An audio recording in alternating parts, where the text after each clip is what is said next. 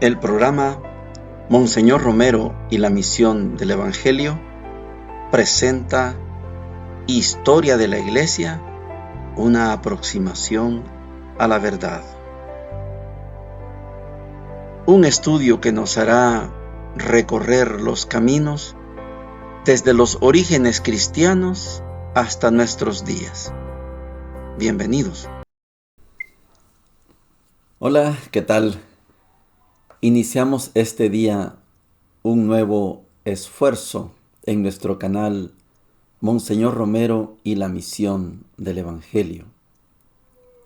Estamos iniciando una jornada de al menos 12 sesiones donde vamos a estudiar la historia de la Iglesia cristiana.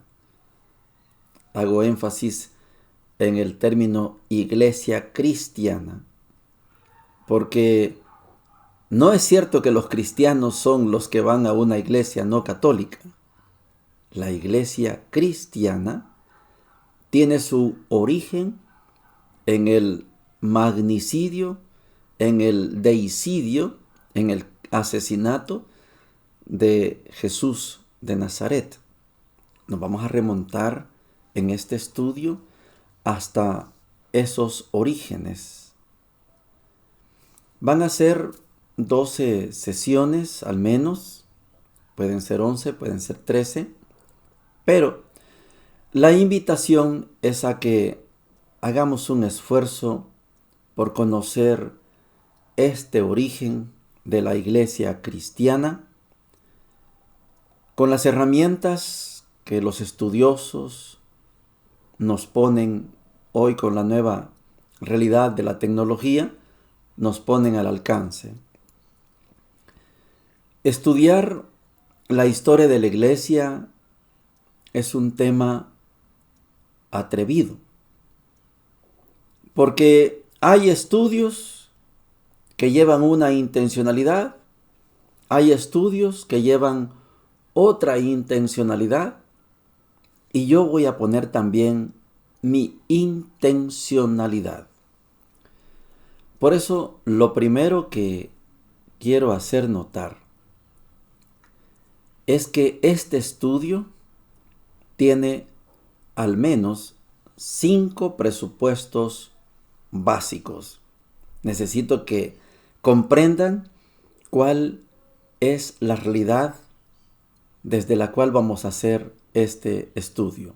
Necesitamos ponernos de acuerdo en 5 presupuestos básicos. Primero,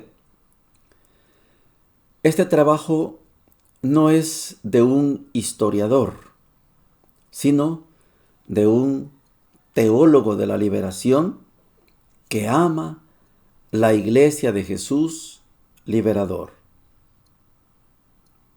Primer presupuesto, es que hay varias iglesias, pero muchas iglesias no proclaman al Jesús liberador. En este programa, sí, el que nos guía es el Jesús liberador. Segundo presupuesto, hasta la fecha no hay historiador que haya logrado llegar a una verdad plena. Solo existen aproximaciones a los orígenes de la iglesia. Está claro que este presupuesto alcanza a llegar nada más a aproximarse a la realidad de los orígenes de la iglesia. Me encanta cómo personas muy preparadas, historiadores, en este caso filólogos, también judíos, también algunos agnósticos, algunos ateos, cuando se acercan al cristianismo, a los orígenes del cristianismo, a los orígenes de la iglesia cristiana, lo hacen con mucho respeto y lo hacen conscientes de que no hay manera de llegar a una verdad absoluta. No la hay. Solo tenemos aproximaciones. Presupuesto número 3. El cristianismo que vivimos en estos días es un cristianismo que sobrevivió y dejó atrás a otros cristianismos que fueron derrotados. Esto lo puede usted confrontar en un libro del doctor Antonio Piñero, filólogo. Él escribió un libro que se llama Los cristianismos derrotados.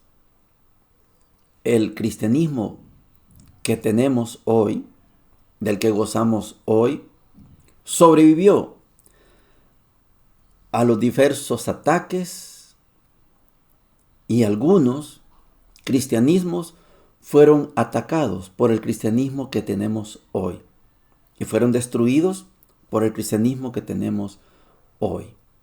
Pero son cristianismos. No hay uno solo. Se cuenta alrededor de 12 cristianismos. De los 12, solo está vivo el que gozamos usted y yo hoy. Cuarto presupuesto. Este estudio tiene un carácter preliminar y propedéutico mientras llega el libro de historia de la Iglesia que está escribiendo el padre Rodolfo Cardenal, sacerdote jesuita de la UCA en El Salvador. Cuando salga ese libro, ese es el libro que yo recomiendo como texto de cabecera, porque si hay alguien con autoridad de historiador en el país, es el padre Rodolfo Cardenal. Me refiero historiador cristiano, historiador católico, autoridad. Yo no reconozco a nadie más que el padre Rodolfo Cardenal. Y el último presupuesto. Habrá novedades en este estudio, pero ninguno será sin la debida investigación de nuestros hermanos mayores en los estudios de los primeros siglos de la era cristiana. Habrá novedades. Hay cosas que tal vez usted va a escuchar por primera vez. Algunos ya las han escuchado. Pero ninguna novedad que se escuche aquí es irresponsable. Las novedades tienen un fundamento. Con estos presupuestos quiero decirles que principalmente este trabajo va a estar guiado por 3 estudiosos, 3 profesionales. Antonio Piñero, doctor en filología, es un máster, un doctor y de otros títulos, que ha escrito cantidad de libros, están accesibles, hay cantidad de videos para los que puedan y quieran estudiar al doctor Antonio Piñero. Él va a ser uno de los mentores, de los profesores de este servidor, con el cual me he atrevido a hacer este trabajo de historia de la Iglesia cristiana. Segundo estudioso es el doctor Mario Sabán. Él es un judío, declarado judío, y sostiene una mirada desde fuera sobre nuestra iglesia cristiana. Él mira a la iglesia cristiana como un judío, por eso me interesa tener como mentor, como inspirador, al doctor Mario Sabán. Y la tercera persona, ya fallecida, pero que sirve de inspiración para este trabajo, es el padre Pablo Richard, teólogo de la liberación, fundador y mentor, instructor del Departamento Ecuménico de Investigaciones en Costa Rica, el DEI, que nos regala mucho conocimiento desde la realidad latinoamericana para este trabajo. Vamos a la primera sesión de este curso de historia sobre la iglesia cristiana, la historia de la iglesia cristiana. La sesión primera, la primera clase se llama La fundación de la iglesia cristiana. Usted y yo habremos escuchado muchas frases, algunas dogmáticas, sobre la fundación, el nacimiento, el surgimiento de la iglesia cristiana, de la iglesia. Y ahora vamos a responder a una pregunta. ¿Cuándo y cómo nació la iglesia? Usted podrá tener una fecha, usted podrá tener una cita bíblica y podrá querer convencerme a mí diciéndome, así nació la iglesia. Yo tengo que decirles que no es posible definir una fecha exacta sobre la fundación de la iglesia. No es posible. Ni siquiera podemos confirmar, no podemos confirmar que Jesús la fundó. ¿Por qué decimos que no es posible? Porque la única cita, cuando se habla de la palabra iglesia en labios de Jesús, nos lo presenta Mateo en el capítulo 16, versículos del 16 al 18. Pero ahí Jesús anuncia su edificación. Tú eres Pedro, y sobre esta piedra edificaré mi iglesia. Es un lenguaje futuro. Pero después de esta cita, no encontramos ni una donde se demuestre ahora ya son iglesia. Eso no existe en todo el Nuevo Testamento. Por eso no podemos sustentar que Jesús fundó la iglesia.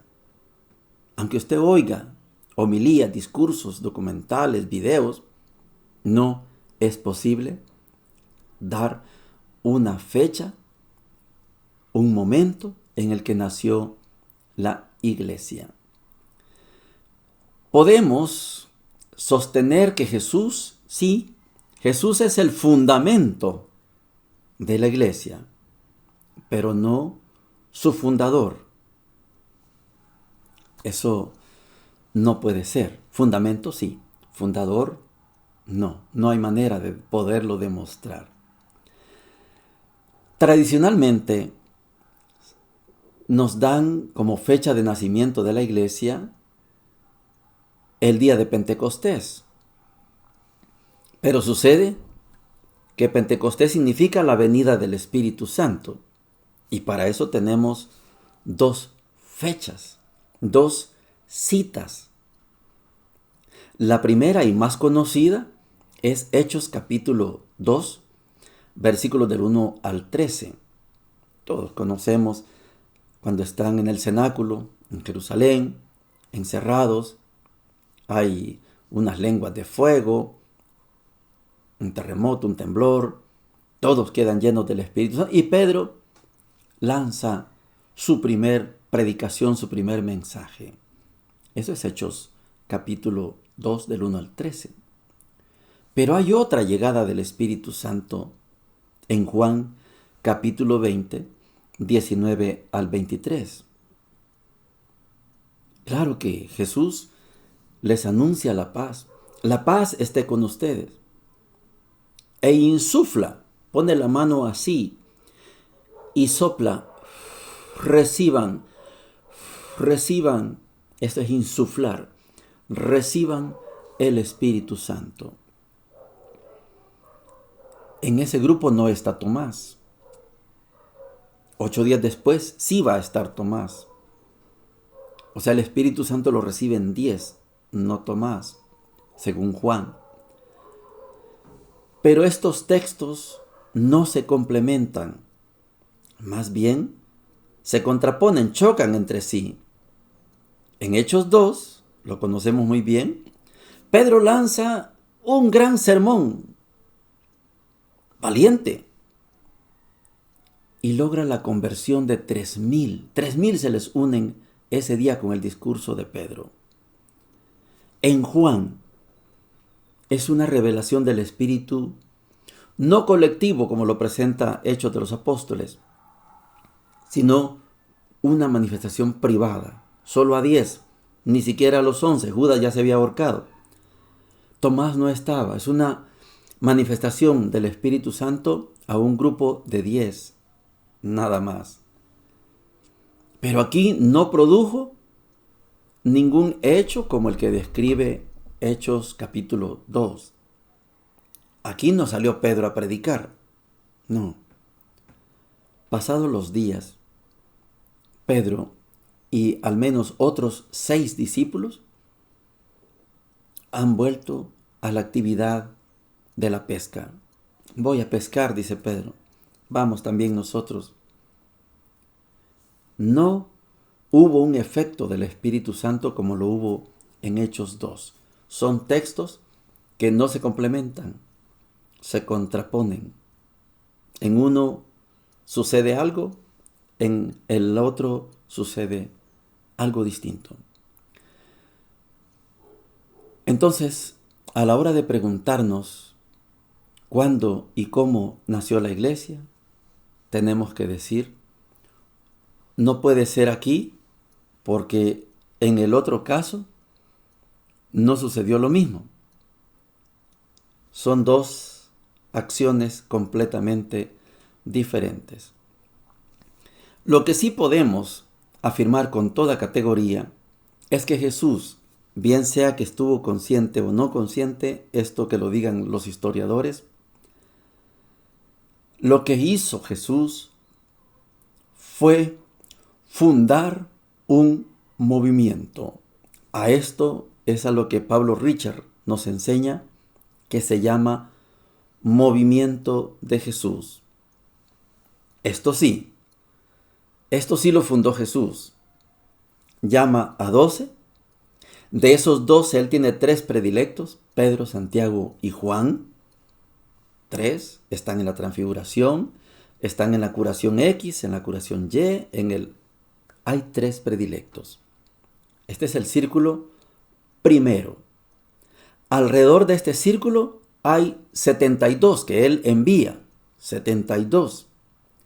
Después de estos 72, hay algunas mujeres que lo siguen. Y después hay una muchedumbre. Esto es el movimiento de Jesús.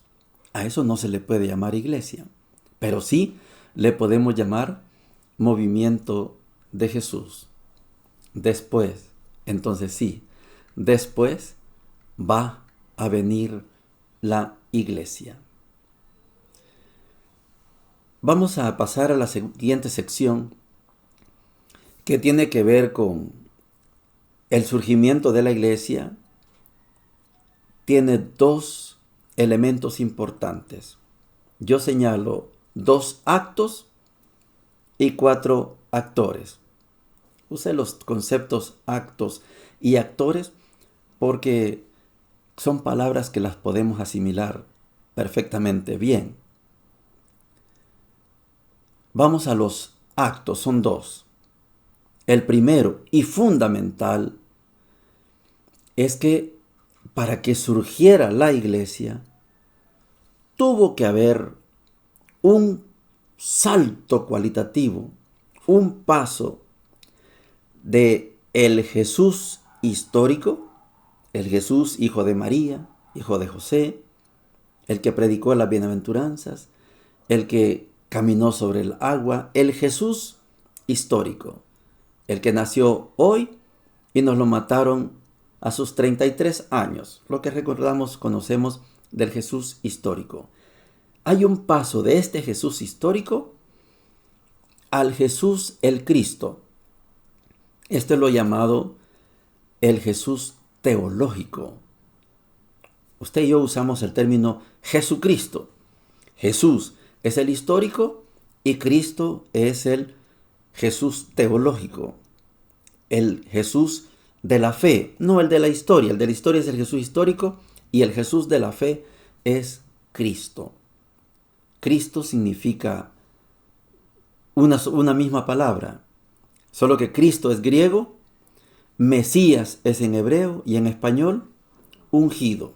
Pero hay un paso del Jesús histórico al Jesús, el Cristo, el Mesías, pero ya vamos a explicar otro tipo de Mesías, no el correspondiente a la religión judía.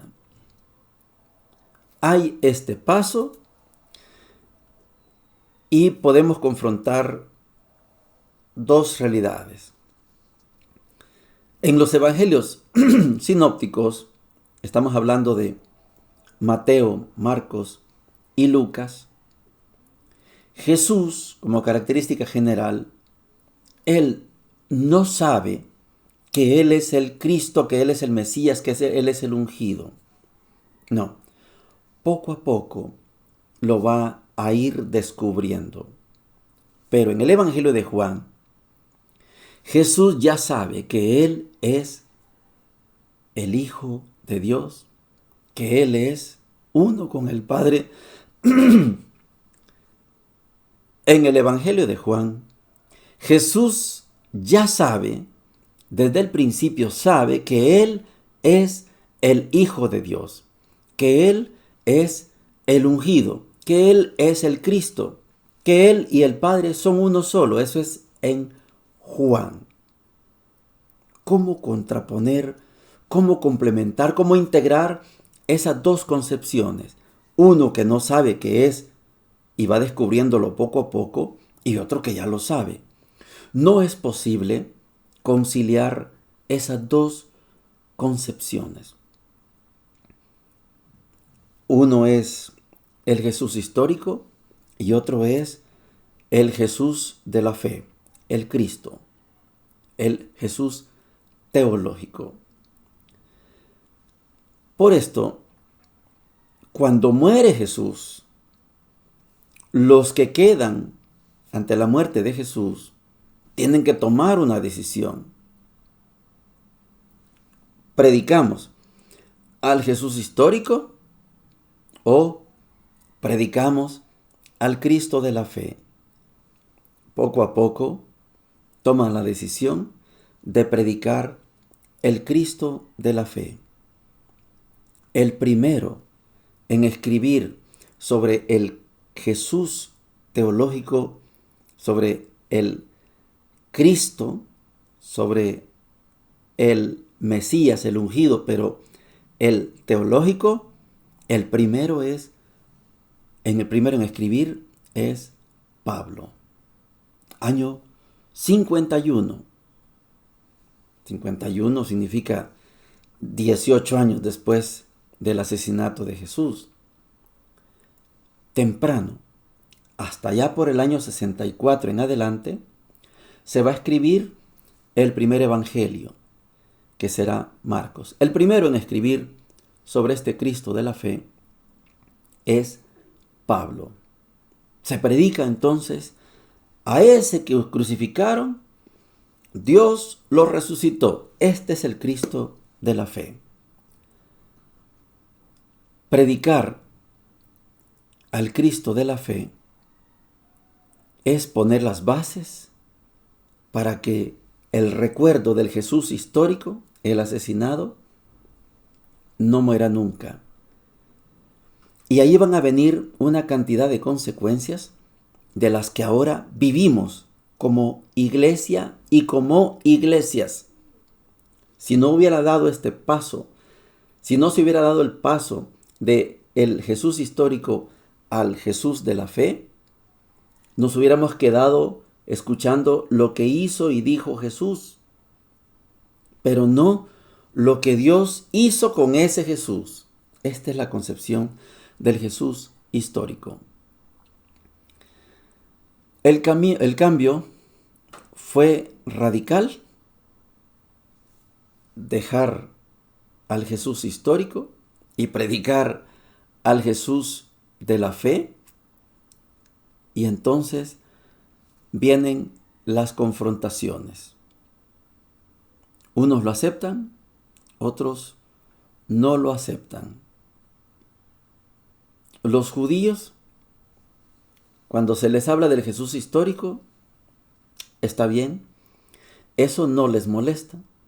Pero cuando se habla del Jesús teológico, el Jesús Cristo, el resucitado, y se le proclama como lo proclamó San Esteban, veo los cielos abiertos, Hechos capítulo 7, y veo a Jesús sentado a la derecha del Dios Padre. Este es el Cristo de la fe, el Jesús teológico. Y apedrearon a Esteban, porque esto derrotaba a la religión judía. Ustedes lo mataron, pero Dios, al que ustedes dicen que alaban, lo resucitó. Y miren, está sentado a la derecha. Este es el Cristo de la fe, el Jesús histórico, el Jesús teológico. Esto es sumamente delicado. El segundo acto tiene que ver con las persecuciones. Hay dos tipos de persecuciones: la persecución del Imperio Romano y la de la religión judía. Esto marca las condiciones para que surja la iglesia. Las persecuciones del Imperio Romano y de las autoridades judías. San Esteban será el máximo exponente y símbolo de la persecución judía. Fue apedreado por instruir al Sanedrín y a todo el pueblo judío sobre quién es el Jesús que ellos acababan de matar. Lo apedrearon. Esteban es el máximo símbolo de la persecución judía. Y los romanos mataron miles, decenas de miles o cientos de miles con la intención de acabar con este movimiento que estaba surgiendo. Los máximos exponentes de la persecución romana los podemos concentrar en tres: Santiago, el primer obispo o episcopo de Jerusalén, y los dos grandes pilares de la iglesia, Pedro y Pablo. Los mataron. Cuando usted lea el libro del Apocalipsis en clave de teología de la liberación, como lo hacemos en este programa, usted se va a dar cuenta que el Apocalipsis no es que anuncia el futuro, qué es lo que va a pasar. No. En clave de teología de la liberación, el Apocalipsis describe una gran batalla entre el gran imperio romano con todas sus legiones, miles de soldados, todas las leyes a su favor. Esa gran batalla de ese gran imperio con un puñadito de cristianos y cristianas. El imperio quiere acabar con este grupito, con este movimiento de Jesús, y no lo logró. Al contrario, con el pasar de los años, la iglesia derrotó al imperio romano. Y hasta hoy no ha habido un imperio capaz de destruir ese grupito de cristianos que ahora somos más de 2.500 millones de cristianos en el mundo. Estas persecuciones tienen mucho que ver con el surgimiento de lo que llamamos hoy la iglesia cristiana. Ya vimos los dos actos, el paso del Jesús histórico al Jesús teológico, ya vimos las persecuciones y vamos a los actores. Yo señalo 4 actores. El primero de ellos tiene que ser Pablo, porque Pablo fue el primero en escribir. La primera escritura, el primer texto escrito es la primera carta a los tesalonicenses. Con el correr de los años, los estudiosos han llegado a determinar que San Pablo en un principio se le atribuían 14 cartas, 14 escritos. Primero le quitaron la carta a los hebreos, dijeron, eso no es de Pablo. Últimamente le han desautorizado 6 cartas más. Pablo se ha quedado con 7 cartas que se les llama originales de Pablo. La primera Tesalonicenses es original. La última en ser escrita es la carta a los romanos. Año 51, primera Tesalonicenses, Romanos, año 58. Pablo fue el primero que escribió. Y Pablo fue el que marcó el camino de lo que se va a escribir después. Segundo actor, las comunidades apostólicas. Hay 2 tipos de comunidades. Al decir comunidades apostólicas significa las que fundaron los apóstoles, las que fundaron a donde fueron enviados, alrededor de quienes, en las casas, como fundadas por los apóstoles.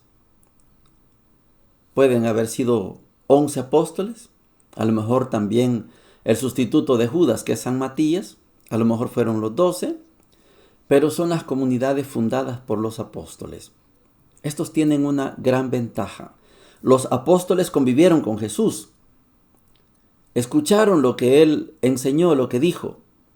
Por eso estas comunidades que fueron fundadas por los apóstoles, por algunos diáconos como Esteban, como Felipe, o por algunas mujeres que anduvieron también escuchando a Jesús. Estas primeras comunidades apostólicas son las más originales porque ellas conservaban los dichos y hechos de Jesús, y estos dichos y hechos de Jesús van a ser la base para la escritura de todo el Nuevo Testamento. Tercer actor, las comunidades paulinas. San Pablo también fundó comunidades y dejó algunos responsables. Timoteo, Tito, Filemón, dejaba responsables en las comunidades. Estas comunidades paulinas fueron fundadas por San Pablo y también por los que vinieron después de Pablo. Ahí están sus 7 cartas, la carta a los hebreos y 6 cartas más que no son originales de Pablo ya, según los estudiosos, pero estas cartas generaron comunidades. El último, el cuarto actor, son los primeros mártires cristianos. Estamos hablando de actos, hay 2 actos, y estamos hablando de 4 actores, que son los que dan pie a que se organice algo que se llama después iglesia cristiana. Los mártires, las mártires, tienen mucho que ver en esto, porque ellas y ellos fueron testigos de Jesús y dieron testimonio de Jesús. Ellos y ellas vieron a Jesús y después hablaron de lo que vieron y oyeron de Jesús y se convirtieron en ejemplo para los que estaban a su alrededor. Los mataron, sí, pero como dice Ricardo Arjona, murieron con una sonrisa en los labios, porque fueron verbo y no sustantivo, dice Arjona, porque murieron felices de dar la vida por Jesús, como Jesús dio la vida por nosotros. También estos mártires dieron su vida por usted y por mí. Son los 4 actores que yo puedo señalar en esta historia de la iglesia. Vamos a la parte final de esta primera sesión, que tiene que ver con la organización básica de esta iglesia. Nuestra propuesta es que la iglesia nace en el Concilio de Jerusalén. Algunos le llaman Asamblea de Jerusalén, llámele como le llame. Capítulo 15 de Hechos de los Apóstoles. Para este servidor y para un grupo de teólogos, aquí está el origen, el nacimiento de la iglesia como la concebimos hoy. ¿Por qué? Porque en Hechos 15, ahí se dan las primeras normas de vida que deben cumplirse para la expansión del mensaje de Jesús dentro y fuera del pueblo de Israel. Mucha gente se está uniendo a los cristianos, así le llamaron en Antioquía, los cristianos. Se están uniendo. Pero hay corrientes internas, los que se llaman judaizantes, quieren que el que se sume a la iglesia se circuncide. La circuncisión es un requisito para ser judío. Usted nació en El Salvador. ¿Quiere hacerse judío? Circuncídese. Y lo aceptan ya circuncidado, lo aceptan. Pero la iglesia no tiene por qué obligar a que alguien, para ser parte del movimiento, ser parte de la iglesia, tenga que circuncidarse. No. La obligación es bautizarse. El bautismo sustituye la circuncisión. ¿Y podemos comer carne? Sí, mientras no seas carne ofrecida a los ídolos. Y no pueden tomar sangre de un animal estrangulado. Y tampoco pueden andar teniendo relaciones prohibidas. Son 4 normas que dan. Esto fue el primer compendio de normas que se dan, ahí está nuestra propuesta, como iglesia. Cumplan con estas 4 normas y con esto es suficiente. En la medida que estudiamos, nos damos cuenta que Pablo no le hizo caso a estas normas. Pero la palabra la tenían los apóstoles. En el concilio de Jerusalén, por momentos, el papel más protagónico lo toma Santiago, el obispo de Jerusalén, el episcopo de Jerusalén. Pero finalmente es Pedro el que toma la palabra. Esto es lo que vamos a hacer, y da esas 4 normas. Pablo es enviado con Silas, con Bernabé, para que vayan y hagan efectivas estas normas. Usted estudia el desarrollo de Pablo y se va a dar cuenta que hay un momento en que Bernabé se retira de Pablo, en que Silas se retira de Pablo, que lo dejan solo, y Pablo se convierte en un predicador itinerante solitario. Y así termina sus días Pablo.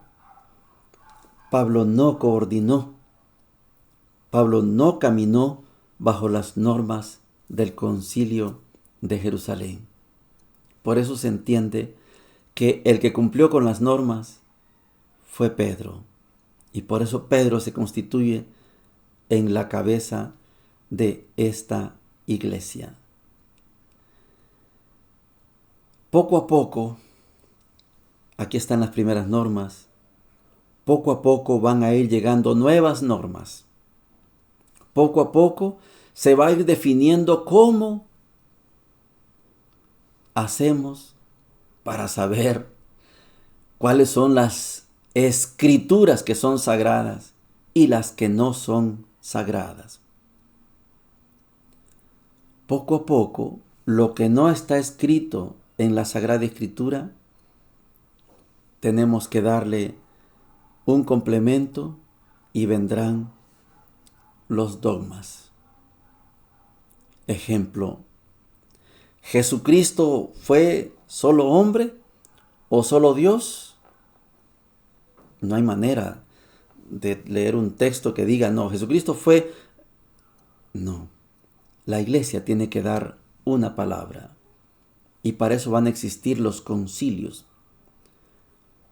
Y así como hubo un concilio en Jerusalén, habrá cantidad de concilios a lo largo de la historia. ¿Jesucristo fue solo Dios o solo hombre? No, yo creo que solo hombre. No, yo creo que solo Dios. La iglesia tiene que decir, Jesucristo es verdadero Dios y verdadero hombre. ¿Y la iglesia? La iglesia es, y María es. ¿María es madre solo de Jesús hombre o también madre de Dios? Teotocos. María, Santa María, Madre de Dios. Tiene que haber dogmas. Esto es lo que vamos a ir estudiando a lo largo de todo el curso de Historia de la Iglesia Cristiana. Aquí quedémonos con que no hay una fecha exacta. Tenemos una propuesta, el Concilio de Jerusalén. De ahí en adelante no tenemos más elementos que sostener y proponer. Les invito a que sigamos estudiando este curso. Es propedéutico, es elemental, es básico. Puede usted contrastar las fuentes, puede usted buscar más informaciones y veremos qué importante es conocer los orígenes de la iglesia cristiana. Bendiciones para todos y para todas. Hemos presentado Monseñor Romero y la misión del Evangelio. Hasta la próxima.